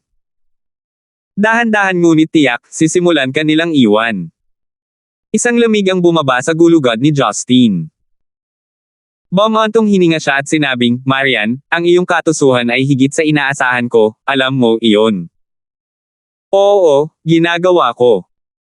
Sabi ni Marian at nagpatuloy, bueno, gaano ako kalapit sa tipikal na nakakalaso na asawang iyon sa isip mo ngayon? Di bale, wala akong pakialam. Ang tanging paraan para manalo ka sa labanang ito, ay kung titigil ka sa pagmamahal sa akin. Nakakuyom ang kanyang mga kamao at kinakagat ang kanyang mga ngipin, na natili siyang tahimik dahil wala na siyang masasabing salita. Tama siya. Magiging gagana lamang ang kanyang mga plano kung patuloy itong mamahalin. At alam niya iyon. Walang mali o tama sa labanang tulad nito. Ang mga partido lamang ang may kakayahang hikayatin ang iba para sa kanilang layunin. Mukhang may naisip na naman si Marian, na sinabi niya habang papalabas, naaalala mo ba ang deal natin mahal kong asawa? Nangako akong hindi ako gagawa ng kahit ano sa mga babae mo sa loob ng 1 taon. Kaya kapag natapos na ang taon at nakamove on na ako sa kanila, walang mahirap na nararamdaman. Hindi makapaniwala si Justine sa narinig niya. Tinakot lang siya ni Marian. Nagpatuloy si Marian habang tumatawa, kung makikipaghiwalay ka sa kanila sa loob ng ibinigay na takdang panahon, walang dahilan para gawin ko ang anumang bagay sa kanila. At isa pa, napakabuting kapatid ko si Talia. Kinamumuhian ko ang anumang mangyari sa kanya. Kailangan mo bang umabot dito? Bulalas ni Justine. Si Marian ay tumayong matatag sa kanyang kinatatayuan at sinabing, desisyon nila na makasama ang isang lalaking may asawa. Kaya't dapat silang maging handa sa mga kahihinatnan na kasunod nito. Muli, hindi nakaimik si Justine. Ang pag-iisip ng pakikipaglaban ni Marian sa kanyang iba pang mga babae ay talagang nagsimulang maging kulay abo ang lahat ng kanyang buhok. Siya ay isang kabiguan ng isang tao. Siya lang ang paglalaroan ng kanyang asawa na parang biolin. Hindi niya napigilan ang sarili at nagsimulang mag-isip tungkol sa paggamit ng dahas. Nang makita si Justine sa ganitong estado, si Marian na ngayon ay nakatayo sa pintuan ay maaaring hulaan ang kanyang intensyon. Do you really think using force would solve your problems? If you really think so, maybe we could try being rough in bed. I wouldn't say no to that, you're my legal husband after all. Siyempre kung sa anumang paraan ay saktan mo ako o tinatakot, mas marami pa akong dapat pag-usapan kay nanay hindi ba? Ang sarili niyang anak na nananakit sa asawa niya. Ano kaya ang iisipin ni nanay? Napaatras si Justine ng 2 hakbang at umupo sa kanyang kama. Ang kanyang pag-iyak ng paghihirap ay dumating na walang luha. Alam ni Marian na siya ay nanalo sa round na ito. Kinawian niya ito ng good night at lumabas ng kwarto, kontento. Hindi makatulog si Justine ng gabing iyon. Paikot-ikot sa kama, naramdaman niyang tumitibok ang kanyang isipan dahil sa pressure ng mga salita ni Marian kaninang gabing iyon. Bigla niyang namiss ang matandang Marian na palaging malamig ngunit mahiyain sa kanyang harapan. Hindi siya ganoon ka-interesant sa isang tao noon, ngunit isa ito sa kanyang mas nakakaakit na katangian. Ngayon, bagamat alam niyang siya pa rin ang taong iyon, hindi na niya ito makilala. Hindi ito gustong tanggapin ni Justine. Hindi niya magawang saktan o pag-alitan siya. Siya ay nasa malalim na tubig kasama ang kanyang ina kung nalaman nito na ginawa niya iyon. Hindi kailanman naramdaman ni Justine ang gayong pagkakulong sa kanyang buhay. Sinong mag-aakala na ang mamarkahan ng babae ay nakakatakot? Walang kabuluhan ang lahat ng paghagis-hagis sa kama. Sa huli, nabigo siyang makaisip ng anumang solusyon sa kanyang mga problema. Ang tanging magagawa niya ay sumabay sa agos. Sa madaling araw, si Justin ay hindi talaga pagod sa kabila ng hindi nakakatulog. Ang pagtulog ay hindi kinakailangan para sa kanya. Naging ugali na lang niya na nabuo pagkatapos niyang mamuhay sa mapagpakumbaba. It was a weekend, kaya medyo late na bumaba si Justin. Tumingin siya sa paligid at nakita niya si Yuna lang ang nasa kusina na naglilinis ng mga pinggan. Pagkatapos ay tinanong niya, Yuna, kumain na ba ang lahat? Tumango si Yuna at sinabing, oo, meron kami. Nagpasya sila kahapon ng gabi na gusto nilang tumulong sa orphanage kinabukasan. Natagkasama sila ni Sheila. Nakasama si Sheila. Sabi ni Justin, nalilito. Kahit na madalas bumisita si Justin sa orphanage, dapat ay ipinagpaliban niya ang lahat ng pagbisita dahil sa kanyang paparating na pagsusulit. Ang pagpunta ngayon ay hindi para sa kanyang pinakamahusay na interes, dahil ang mga nakasuot ng berdeng damit. May bakas pa nga ng pangangibabaw sa pagitan ng kanyang mga kilay. Siya ba talaga si Master Dawson? 576. Pagbisitang tulad nito ay karaniwang tumatagal ng isang buong araw. Malinaw na si Marian ay nagtatayo ng kanyang hukbo. Nais niyang ang lahat ay nasa kanyang panig at iwanan si Justin upang lumaban ng mag-isa. Sa pag-iisip tungkol dito, lumiit ang gana ni Justin. Pagkatapos kumain, inilabas niya ang sasakyan, hindi sa orphanage, kundi sa Ivy Sanatorium. May plano na siyang bumisita sa sanatorium pagkabalik niya mula sa ibang bansa para bisitahin si Master Dawson. Gusto niyang malaman kung si Teresa ay may anumang mga isyu na matutulungan niya habang kumukuha ng kanyang sariling pisikal na pagsusuri. Sa kanyang kamakailang paglalakbay sa Europa, nakaranas siya ng ilang matinding pananakit ng ulo. Para sa isang nilalang na katulad niya, mahalaga na nagpa-check up siya kaagad. Ngunit mula nang bumalik, ang mga bagay ay naging hindi makontrol. Kaya naman dahil weekend iyon, nagpasya siyang ayusin ang mga bagay-bagay minsan at para sa lahat. Laging masama ang trapiko tuwing Sabado at Linggo, kaya inabot siya ng halos 1 oras sa paglalakbay. Pagdating sa sanatorium, kumaway siya sa security bago siya binigyan ng access kung nasaan si Master Dawson. Sa paghakbang sa pamilyar na patio, si Justin ay natigilan sa kanyang nakita. Sa ilalim ng malaking puno ng palma ay nakaupo si Master Dawson at isang batang babae. Naglalaro sila ng board game na Go. Naka-all white ang dalaga at nakatali ang amber na buhok gamit ang rubber scrunchie. Siya ay may malamig ngunit eleganteng mukha. Ang babaeng iyon ay walang iba kundi si Jane. Sa tapat niya ay si Master Dawson. Noong una ay hindi nakilala ni Justin ang lalaking maputi ang buhok na. Sa sandaling iyon napagtanto ni Justin na tinulungan ni Jane ang dati nang walang lunas na si Master Dawson na makabawi sa loob ng ilang araw. Nakatayo sa tabi nilang dalawa si Hanya na nakasuot ng corporate attire. Mukha siyang businesswoman at hindi gaanong babaeng ninja. Nakatayo siya sa koridor nang mapansin niya si Justin. Agad siyang yumuko at binati, "Guro." Lumingon sina Jane at Zygmunt Dawson sa tunog ng pagbati ni Hanya. Tinaas ni Jane ang kanyang kilay at sinabing, "Kaya napagpasyahan mo na sa wakas na pumunta. Naghintay ako ng 3 buong araw para sa iyo.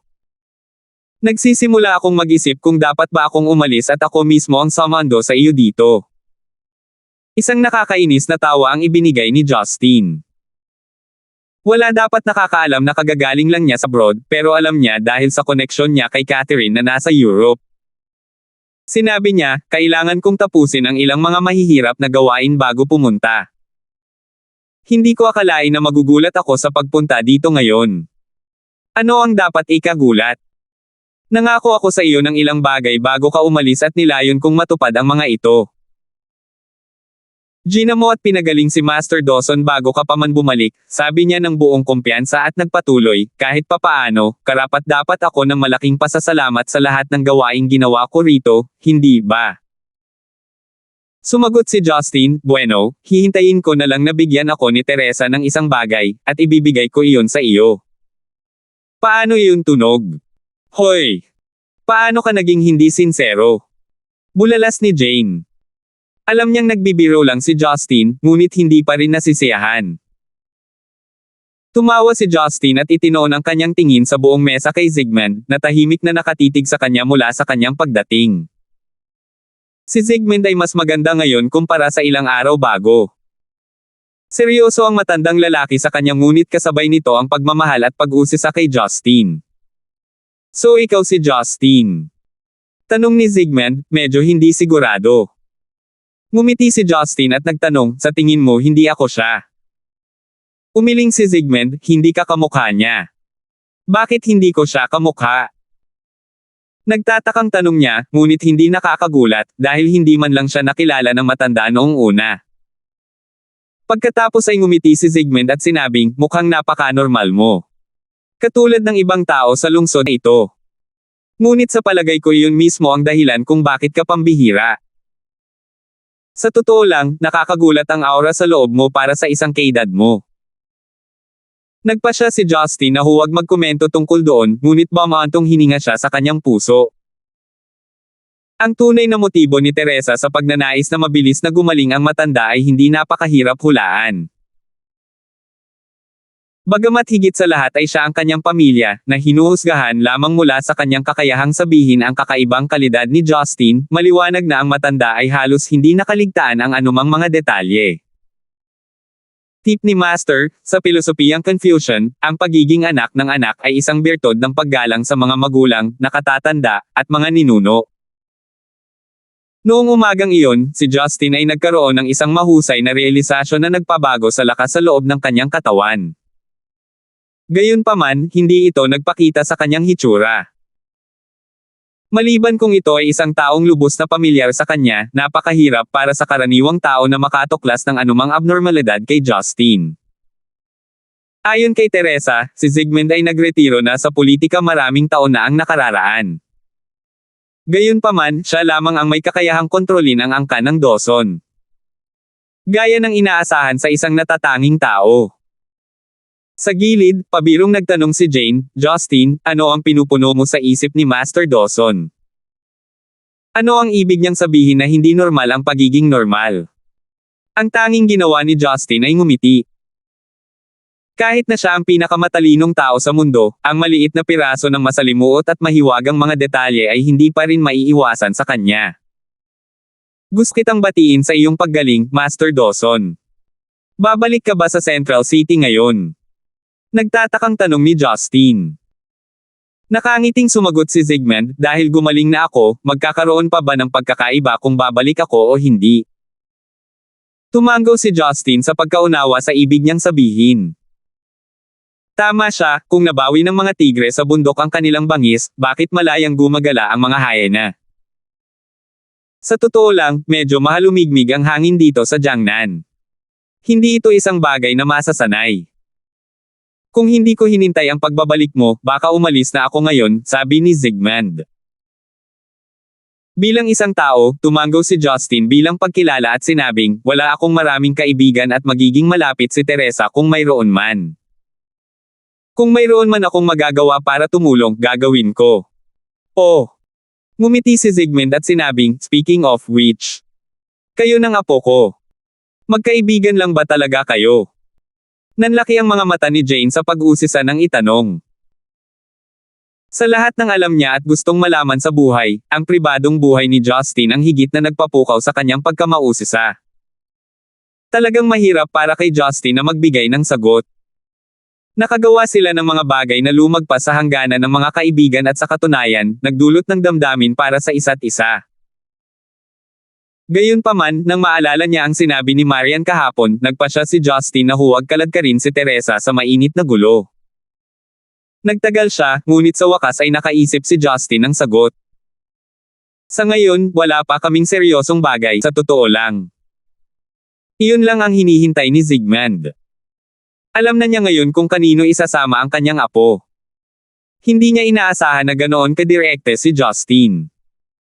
After a sigh of relief, he laughed out loud before said, kung ganoon, sana may mas seryosong mangyari in the future, eh. Nagulat si Justin. Sinubukan ba ng matanda na itulak sa kanya ang kanyang apo? Ito ba ang paraan niya ng pagpapakita ng kanyang pasasalamat para iregalo ang kanyang apo?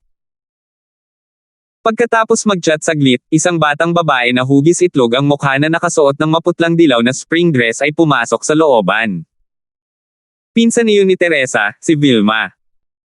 Naghain si Vilma ng kumukulong mainit na tsaa sa medyo kakaibang purple tea set. Nang makitang bitbit ni Vilma ang tsaa, lumapit si Hanya na nakatayo sa isang sulok. Pinahinto niya si Vilma at sinabing, "Miss Dawson, hayaan mo akong kunin ito doon." Nainis si Vilma sa kahilingan at sinabing, "Lolo, bakit nakakainis ang babaeng ito? Bakit niya ako pinipigilan na pagsilbihan ka?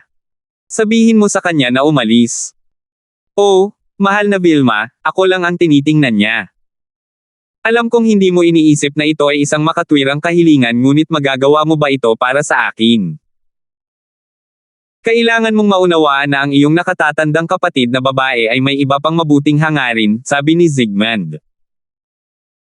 Ngumisi, bumulong si Vilma, dapat lang napigilan ni elder sister ang masamang tao na si Heres na lumapit. "Bakit hindi niya hayaang mapalapit sa iyo ang kahit isa sa atin?" Erg. Pagkasabi nito, ibinigay pa rin ni Vilma ang set ng tsaa kay Hanya, at hinayaan siyang maghain ng tsaa sa mesa. Nang mapansin lamang si Justin, nabuhayan si Vilma at sinabing, "Oh, Mr. Gibson, kailan ka bumalik? Magaling na si Lolo dahil pinapunta mo si Miss Jane." Ngumiti si Justin at nagtanong, "Nasaan ang kapatid mo?" Tumingin kay Justin, na may mapanuksong tono, tinanong niya, "Nami-miss mo talaga si elder sister, di ba? Mag-ingat ka, baka magselos si Miss Jane. Huwag kang mag-alala, abala siya sa trabaho, babalik siya kaagad kapag tapos na siyang makita si Lolo." Tumango si Justin, nakaramdam ng kaunting pagkadismaya. Medyo matagal na rin mula noong huli niyang nakita si Teresa. Na-miss niya ang curvy at eleganteng silhouette niya. Mula sa puntong ito, hindi na niya alam kung ano pa ang gagawin. Ang sinumang babae na nakipagrelasyon sa kanya ngayon ay isa pang potensyal na sakit ng ulo. Ngunit ang isang mature at agresibong babae na tulad ni Teresa ay talagang nagpakati sa kanyang puso. Hindi ako dapat humawak ng ganitong mga makasalanang pag-iisip.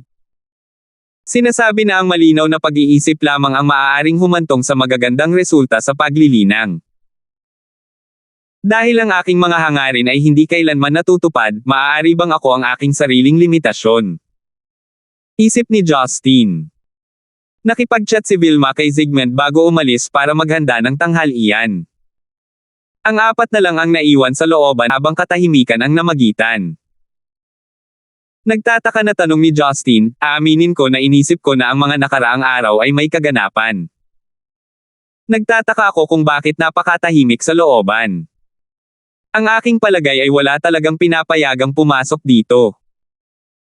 Iyon ay walang sabi-sabi, paliwanag ni Jane, "Sa pamamagitan ng aking pagsasaliksik, ang lason na sumasakit kay Master Dawson ay hindi pa nakikita sa mundong ito.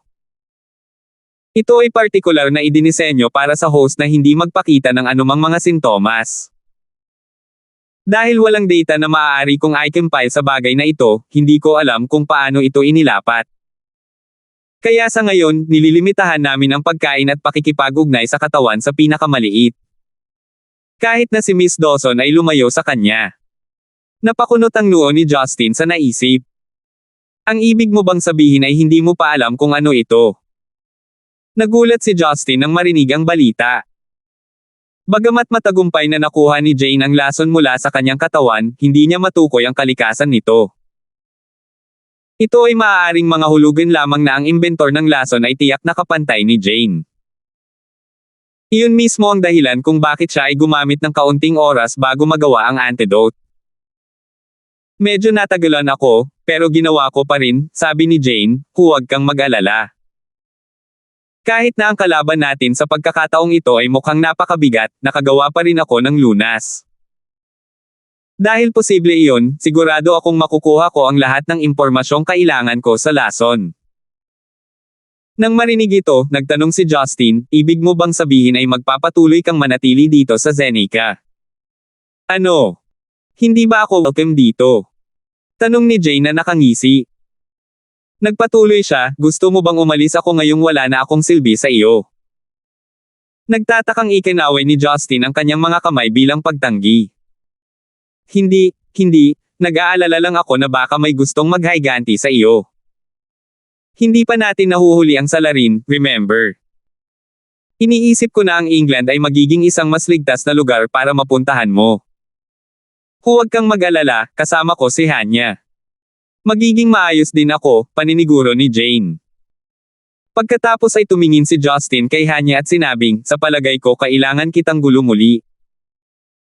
Kung sa tingin mo ay kailangan mo ng pahinga, huwag mag-atubiling tumawag ng ilang Junan upang tumulong.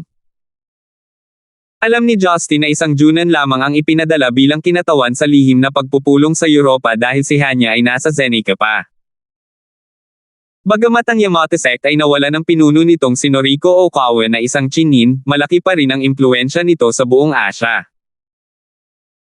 Agad na iniyuko ni Hanya ang kanyang ulo at mapagpakumbaba na sinabi, karangalan ko na protektahan si Miss Jane. Master, walang gulo. Hindi alam ni Justin kung iiyak o matatawa. Sa sobrang tagal ng pananatili sa matandang psychopath na si Noriko Okawa, nagpakita siya ng pagkaalipin sa isang nakakatakot na antas. Ang kabaitan at pag-aalaga ay makaramdam siya ng hindi komportable at takot. Tiyak na magiging kapana-panabik para sa ganitong uri ng babae na gampanan ng isang tiyak na papel. Kung kikilos siya sa paraang ginawa niya noon, malamang na humingi siya ng kasiyahan kay Hanya. Gayunpaman, naisip niya na dahil hindi niya kayang alagaan ang kanyang mga kasalukuyang babae, saan siya kukuha ng oras para gawin ito kasama ng isa pa.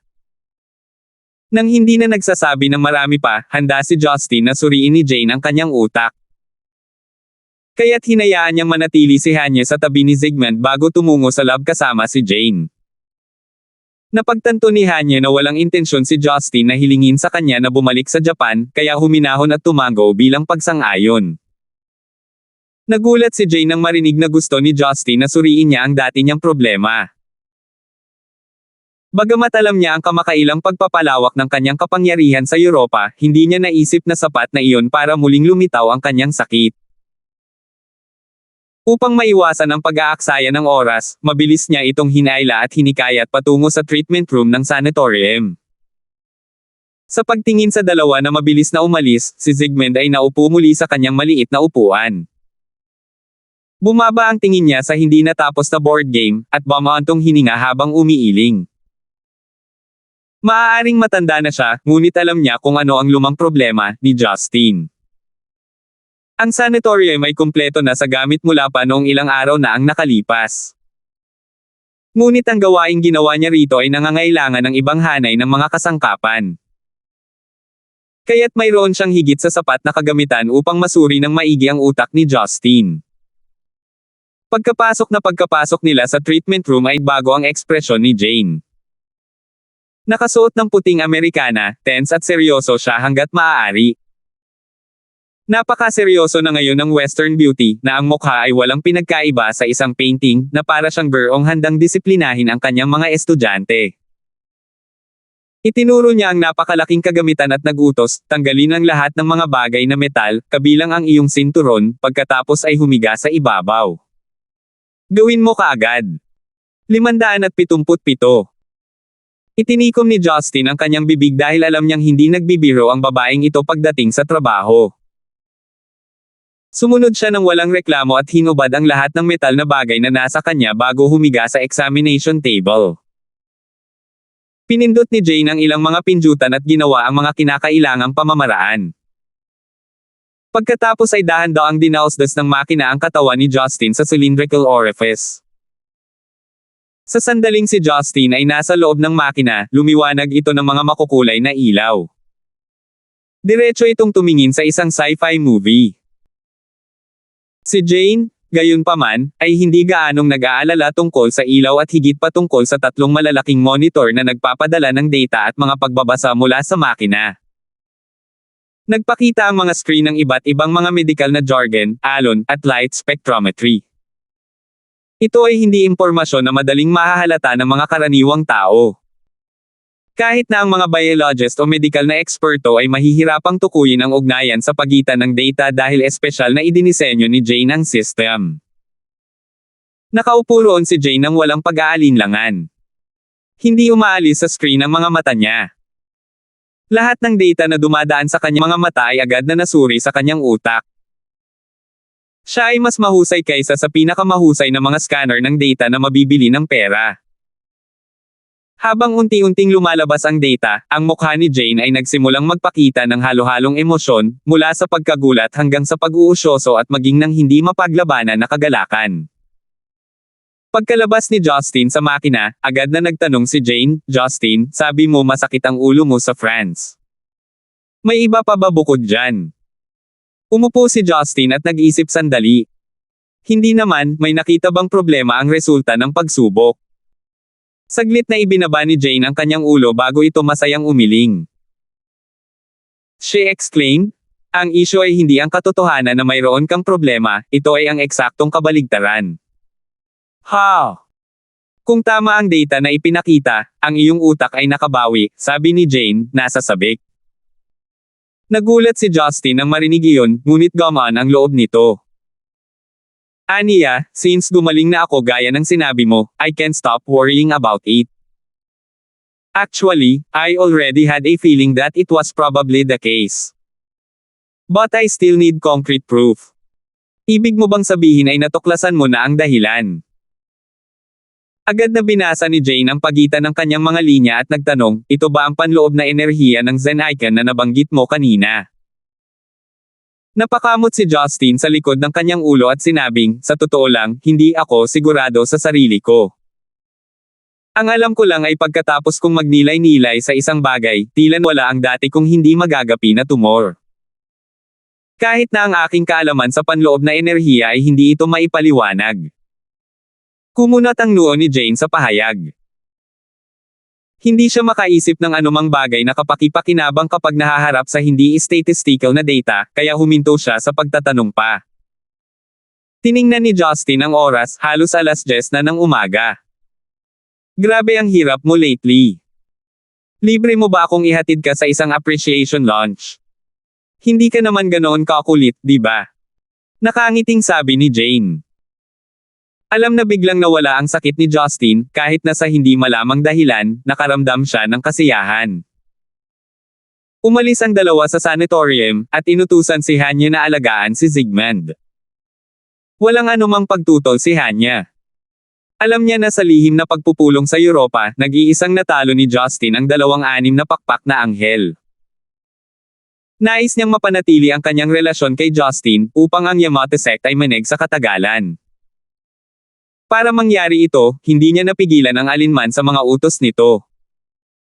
Bihirang pumunta si Jane sa Zenica, at sa pagkakataong ito ay nakatali siya sa pag-aalaga kay Master Dawson sa sanatorium.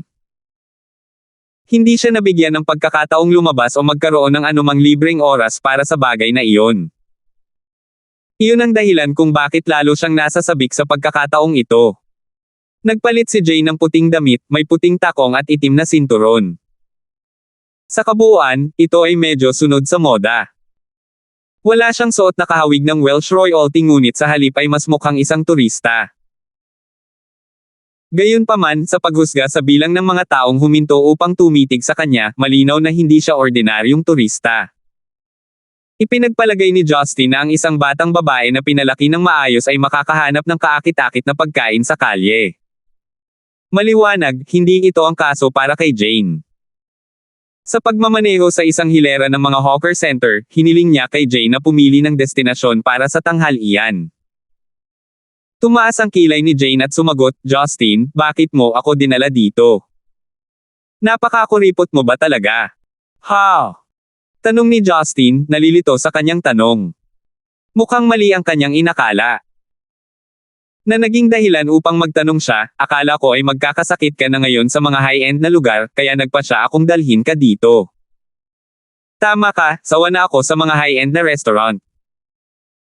Pero ang hindi sawa ko ay malinis na pagkain kung saan ang mga lugar na ito ay hindi ibinibigay. Isa pa, hindi ko nararamdaman ang pagiging isang endangered na hayop na ipinaparada sa mga kalye para makita ng lahat. Ang punto ay kumain sa labas kasama ka, at ikaw ang talagang kumakain ng marami, hindi ako," reklamo ni Yang sa kay Jane, na parang hindi niya alam kay Yang sa. Kaya iyon ang inaalala niya.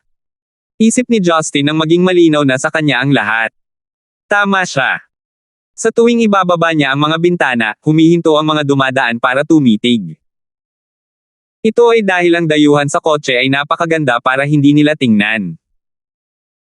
Napagtanto ni Justin ang kanyang pagkakamali, agad na nagmaneho si Justin sa isang mataas na klaseng distrito na may mga mag-agarang restaurant sa halip. Hindi nagtagal ay nakarating sila sa isang restaurant kung saan pinaupo sila ng server sa ikalawang palapag sa tabi ng bintana. Kitang-kita nila ang magandang lawa na kumikinang sa liwanag ng buwan. Dahil Abril noon, ang mga damo sa bukid ay lalong kaaya-ayang pagmasdan. Ang restaurant ay walang maraming customer sa simula. Kasama ang violin sa background, lahat sa kabuuan ay nakaka-relax na kapaligiran. Pagkatapos nilang kumain, nagtanong si Jane, kaya tungkol sa dalawang anghel na natalo mo sa Europa, iniingatan mo ba ang kanilang mga katawan? Sumagot si Justin, ano? Nag-iisip ka bang mag-eksperimento sa kanila? Hindi ba ito ilegal? Tanong ni Jane na inosenteng mukha. Ibinaba niya ang ulo niya para humigop ng katas ng prutas. Ang mga katawan na ito ay mahirap makuha. Matagal na akong namamatay upang malaman kung ano ang kinakailangan para sa isang katawan na makapag-host ng isang anghel. Hindi ako naniniwala na ang kanilang pag-iral ay purong espiritual. Magkakaroon pa rin ng siyentipikong paliwanag kahit na isang misteryo. Natawa si Justin ng awkward at sinabing, kahit na pinatay ko sila, kailangan mong maunawaan na pinapahalagahan ng Vatican ang mga taong ito. Mas gugustuhin pa nilang mamatay kaysa hayaan ang kanilang mga tao na maging guinea pig para sa isang eksperimento sa agham. Tumawa si Jane at sinabing, kung ikaw ang humingi sa akin, tatanggi ba talaga sila? Bumantong hininga si Justin at sinabing, napakahawig mo sa iyong ina. Pareho kayong mahilig maghanap ng mga gawain ng walang taros. Ang mansanas ay hindi masyadong nahulog mula sa puno sa kasong ito sa palagay ko. Nagtataka ako kung bakit pinili ng mga mamamayang Welsh ang iyong pamilya. Humph! Kung sa tingin mo ay magkamukha tayo, bakit ka nakikitulog sa kanya, ngunit hindi mo ako pinangarap? Diretsong tanong niya. Halos mabulunan si Justin sa tubig na iniinom niya nang marinig niya iyon.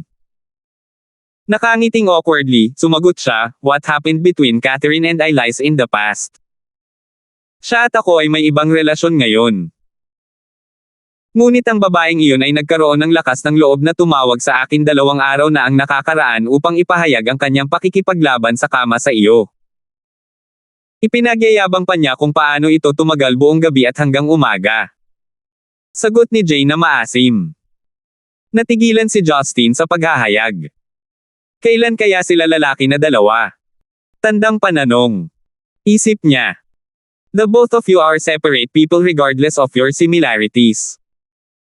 You're still young, and there are still many people that you have not met that might be right for you. Naniniwala ako na stuck ka pa rin sa past, which might explain your reluctant to move on. I think we are better off friends. You of all people should be aware of the number of women in my side. As it is only doubles, in the past year. 8 taon na ang nakalilipas kung gusto ko ang isang lalaki, ito ay malamang na dahil wala akong mas kilala. Ngunit kung gusto ko pa rin ang parehong lalaki makalipas ang 8 taon, paano kung ito ay isang dumadaan na infatuation? Ako si Jane. I think rationally even in the most emotionally complicated situations, sabi ni Jane na may kumpiyansa. Hindi nakaimik si Justin. Wala siyang maisip na ibang paraan para hikayatin siya. Ang babaeng ito ay nagtataglay ng katigasan ng ulo na natatangi lamang sa kanya. Lahat ng nagawa niya hanggang ngayon ay si Justin ang nasa gitna ng lahat. Siya ay nagkaroon ng napakaraming tagumpay sa kanyang paglalakbay ngunit ang lahat ay nagsimula sa kanyang pagnanais na pagalingin si Justin sa kanyang sakit sa utak. Kung hindi dahil doon ay bumalik na lang siya sa kanyang mansyon at nagpatuloy na mamuhay na parang isang prinsesa. Hindi na niya kailangang magsuot ng nakakalokong lab coat na iyon at hindi rin niya kailangang abalahin ang sarili sa pananaliksik at pagtuturo. Mula sa pananahimik ni Justin, alam ni Jane na hindi siya matatanggap sa lalong madaling panahon. Nagpakawala ng mapait na ngiti, hinawakan niya ang sarili niyang baba gamit ang maputi niyang mga kamay. Minsan, Naiisip ko na kung alam kong kailangan kong magdusa para sa iyo araw-araw sa natitirang bahagi ng aking buhay, mas gugustuhin kong putulin ang buhay ko sa araw na iyon. Huwag mong ilagay sa ganoong paraan. Ikaw ay palaging isang taong mahalaga sa akin. Kaya lang, ako ay nababagabag sa mga isyu sa relasyon kamakailan. Ang pagdaragdag ng isa pa sa halo ay talagang magdudulot lamang ng mas maraming problema para sa lahat na kasama na. Naramdaman ni Justin na medyo kumirot ang kanyang puso. Ang hitsura ni Jane ay higit na lumampas sa mga tipikal na kanluran at silangang kagandahan. Madali siyang pumili ng kahit anong bilang ng mga lalaki para gawin ang kanyang utos. Sa halip, naghintay siya sa lahat ng mga taon na ito habang hindi namumunga. Ito ang dahilan kung bakit labis na nalungkot si Justin para sa kanya. Hindi nagtagal ay naging madilim ang kapaligiran sa pagitan ng dalawa. Bahagya lang itong gumanda ng inihain ang pagkain. Humingi si Justin ng isang bote ng red wine. Bagamat ang alak na inihain sa isang lugar na tulad nito ay malamang na hindi makakatugon sa mga pamantayan ni Jane, nangako si Justin na bibigyan siya ng tamang pagkain. Nang gustong magsimulang mag-inuman ng dalawa, may lumabas na silhouette na nakakapansin sa may hagdanan. Nang mapansin ang papalapit na figure, si Jane na karaniwang kalmado ay nagpakita ng pagtataka. Salamat po at sinamahan ninyo ako, ingat lagi mga master.